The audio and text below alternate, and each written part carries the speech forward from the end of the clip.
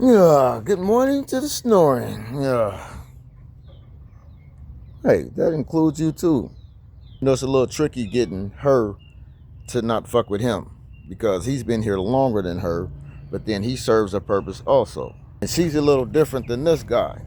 He can't deal with stuff like rodents, shit that dig your yard up. Now you see what he's doing now. That's called cat coverage. I notice they're drinking a lot of water. And plus I like the sound of running water. Not running water, but just the sound of water is beautiful to me. Come on, mama, you ain't gotta be in there. Come on. Come on, girl.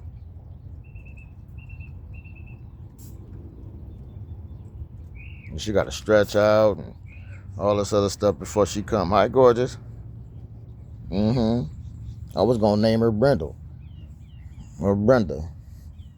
You know, there is a lettuce virus going around from Taco Bell and any other Mexican restaurant. So you want to watch what you're doing.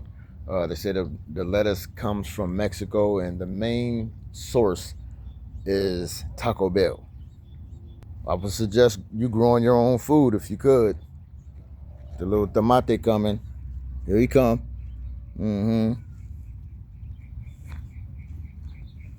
This is grown in a completely different material. This is a different mix. This is just this mixed in with a little bit of this soil right here. See the difference in the soil? Completely different. So there's a completely different grow. Got the pepper plants growing in the dirt.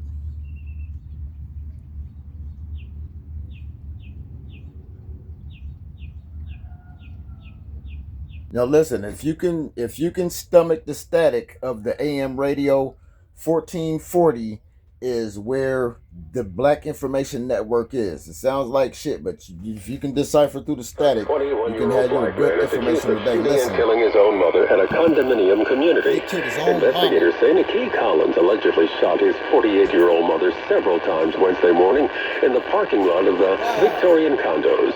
The woman was rushed to a hospital but died from her injuries.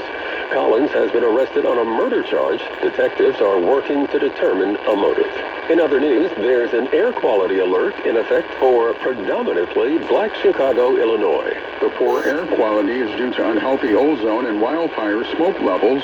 Dr. Jeff Ziffer from Good Samaritan Advocate has an alert for those diagnosed with respiratory issues. Doesn't that remind you of Avatar when they burnt the jungle down and how the people were interconnected to the jungle? They cut their home base tree down to disconnect them from their motherland, from the motherboard. I'm Perry. What I'm saying is that we are as organic as the trees, and if you harm the trees, you harm black people. Flash flooding. And brown Governor people. Greg Abbott has declared a state of emergency across 59 counties. There are more than 1,300 state personnel from more than 30 agencies that are already activated. That includes the National Guard. Governor Abbott says the number one priority right now is the protection of life. He warns that torrential rain and flooding this week will likely break records. I'm Nicole Deal, along with Mike Moore, on your home for Black News First, the Black Information Network. Your Washington Roundup is next. President Trump welcomed South Carolina's newest Republican Senator Darlene Graham Nardone to the White House following her appointment to fill the seat left vacant by the unexpected death of her brother, longtime Senator Lindsey Graham. The president also hosted El Salvador President Nayib Bukele for talks at the White House before delivering a primetime address focused on election integrity. Meanwhile, on Capitol Hill, New York Congresswoman Alexandria Ocasio-Cortez questioned the prolonged absences of some members of Congress. Speaking with reporters, Ocasio-Cortez called Kentucky Senator Mitch McConnell's continued absence shocking, saying that while lawmakers can face serious medical issues, extended absences eventually raise concerns about representation and accountability. That's your Washington Roundup. I'm Morgan Wood, your White House correspondent in Washington, D.C. on the Black Information Network, BINnews.com, your home for Black News First. Want to support your community? Farm Farms is a legal nonprofit committed to assisting and providing legal services to black farms and landowners. Learn how you can help by logging on to 3000acres.org. That's 3000acres.org. This is Esther Dillard with another spotlight on black excellence. Tyler Perry is one of the most successful figures in the entertainment industry. Born in New Orleans, Louisiana in 1969, Emmett Perry Jr. endured a difficult childhood marked by poverty and abuse. After changing his name and moving to Atlanta in 1992, Tyler Perry began writing and producing stage plays that became highly successful. All you gotta do is take an R&B song, put Jesus in it, and it's a gospel song. What? It was also during that time that he created his signature character, the iconic Mabel Medea Simmons. Yeah, even though she walked in the valley, the shadow of... Oh, they talk about Tyler Perry. With an estimated net worth of over $1 billion, Tyler Perry is also a generous philanthropist, having donated millions to such causes as education, civil rights, and disaster relief, and another shining example of black excellence. I'm Esther Dillard on the Black Information Network. With BIN News Now, President Trump says newly declassified documents show vulnerabilities in the U.S. election system and alleges China attempted to influence the 2020 election. The People's Republic of China carried out what is believed to be the largest compromise of election data in history. Trump has directed the FBI to investigate and is again urging Congress to pass voter ID legislation. A federal judge has ordered the USDA to restore $127 million in grants supporting black farmers and other farmers of color. The ruling reinstates funding for 24 organizations, while a lawsuit challenging the grant cancellations moves forward. And Howard University graduate Khalees Armstrong was honored with the Billie Jean King Youth Leadership Award at the ESPYs. The standout student athlete excelled in track and field while earning a health science degree with a 3.92 GPA. Get BIN News Now on demand 24/7 on the iHeartRadio app. I'm Kevin Brown on your home for 24/7 News, the Black Information Network. Another day of unhealthy air from Canadian wildfire smoke in the New York City area. Mayor Zoran Mandani says N95-style masks are being made available to impacted areas, including libraries and firehouses in New York City. This specifically affects a set of New Yorkers, whether they're older New Yorkers who are immunocompromised, New Yorkers with younger children. If you are feeling any effects from this, I would advise you to stay indoors. The wildfire smoke is prompting an air quality alert, but forecasters expect smoky conditions to peak. To monitor the air, they expect smoky conditions to actually thicken up. That shit's hazardous for everybody, not just for us, but for everybody. So we gotta watch what we're doing out here, man. All right, so I'm changing the perspective, coming outside, because I can't really hear it, and then secondly, I don't want you in that box not being able to see the magic. The streets, because they never say anything negative about them. Cynthia Cabrera with the Texas Hemp Business Council questions why there are interim legislative hearings on THC. She argues that it hurts the state's business-friendly image to target an industry that's adding more than $1 billion to the economy. Cabrera says polling shows that most people don't want these products banned. And then you have one or two legislators that take on a crusade and will put tens of thousands of people out of a job. The family of Keith Porter Jr. in California, along with various organizations and advocates, gathered at the Hall of Justice to demand that the Los Angeles County District Attorney, Daniel Hotzman, prosecute the ICE agent who killed Porter on New Year's Eve. Despite receiving the LAPD investigation report on July 1st, Hotzman has not taken action. Black Lives Matter LA has criticized Hotzman's policies and called for his removal, citing his failure to hold law enforcement accountable for killings. The shooting of Porter by ICE agent Brian Palacios, who has a history of violence, has not received the same attention as other similar incidents. A man was detained after breaking into the Today Show studio in New York City. The man confronted co-host Craig Melvin yelling racial slurs and asked for Al Roker before being detained by studio security.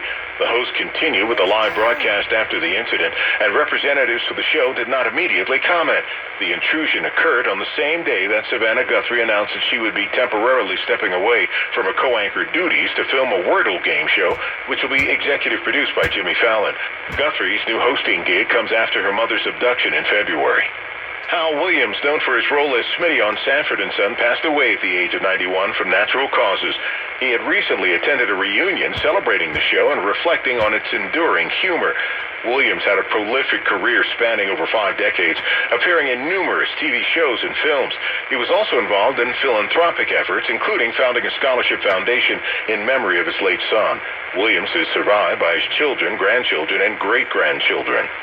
Follow us on Facebook, Instagram, and TikTok at Black Information Network and on X at BlackInfoNet. I'm Kevin Brown on your home for Black News First, the Black Information Network. Honest, credible, trusted. The Black Information Network.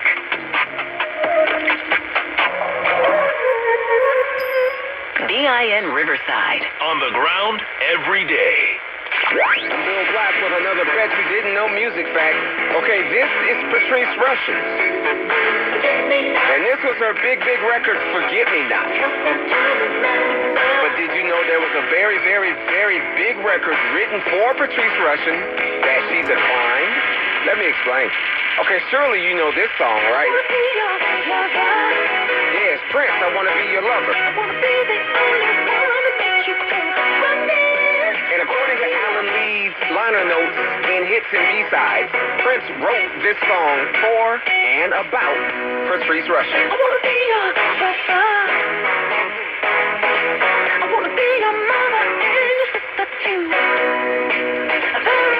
Says that Prince had a major crush on her, and she was already seeing someone, so she felt it was best if she declined the record. Wow. I'm Bill Black with another Bet You Didn't Know music fact on the Black Information Network. 30 minutes on the Black Information Network. DIN Riverside. Headlines from the IE. I'm Mike Stevens on your home for Black News First, the Black Information Network.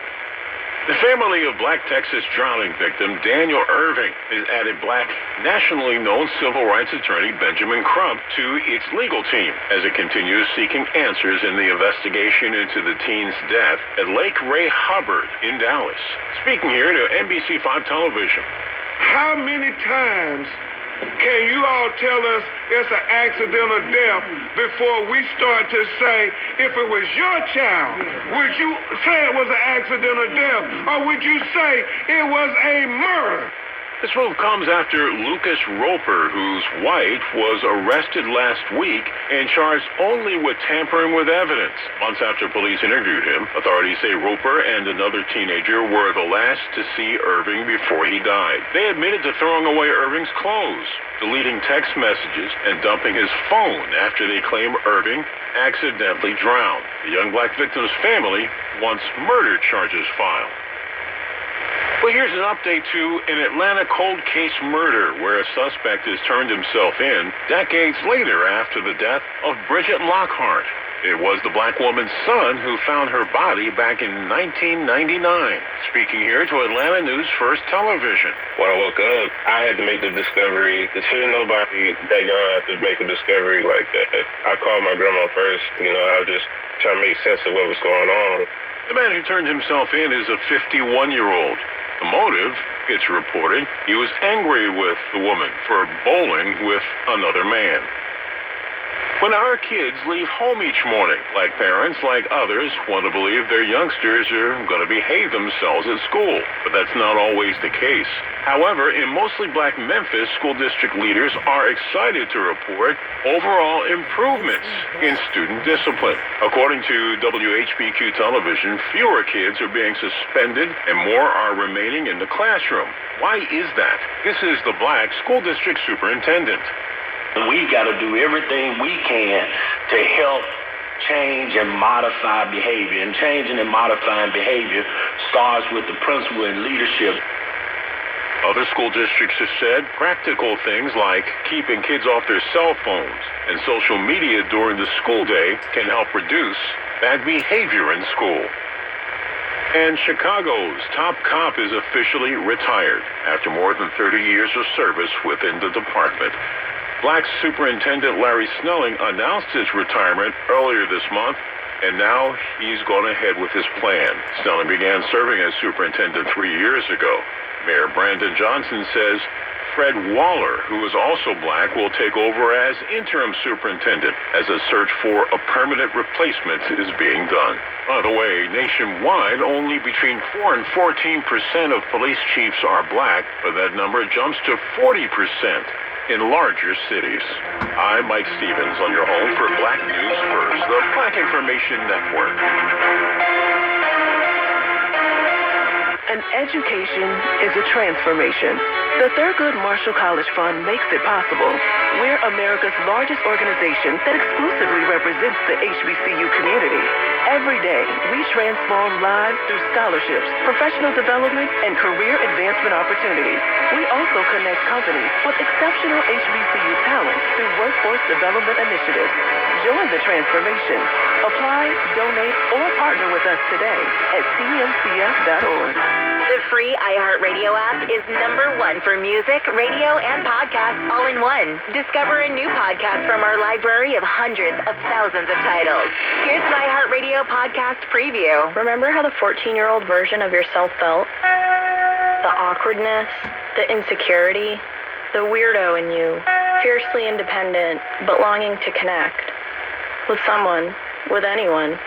That sucky feeling of knowing that who you are on the inside doesn't match what people see on the outside.